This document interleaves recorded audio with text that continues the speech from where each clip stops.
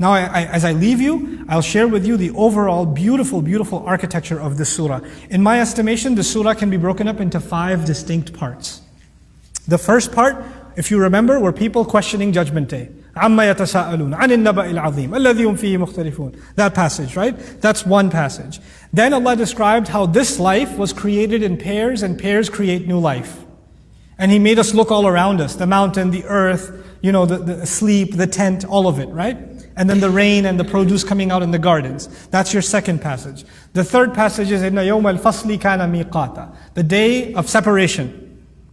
That has been an appointed day, when mountains sail. Right, that particular scene.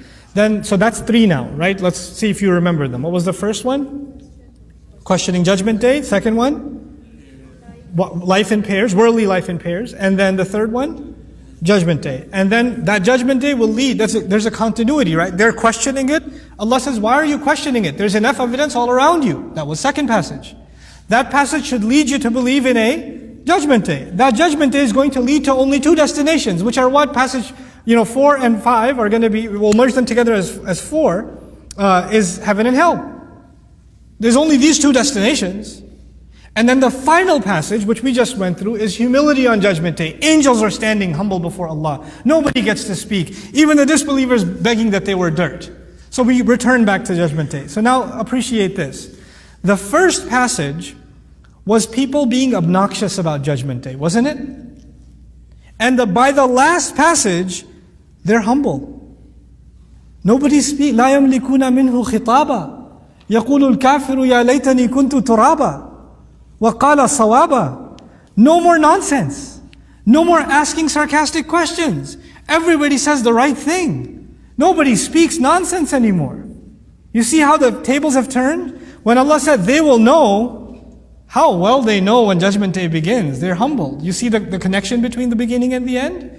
Now look at the second thing Allah mentioned. The second thing Allah mentioned was that this life is in pairs. And then by contrast, the next life, the pairs are separated. Either you're in heaven or you're in hell. This life, next life.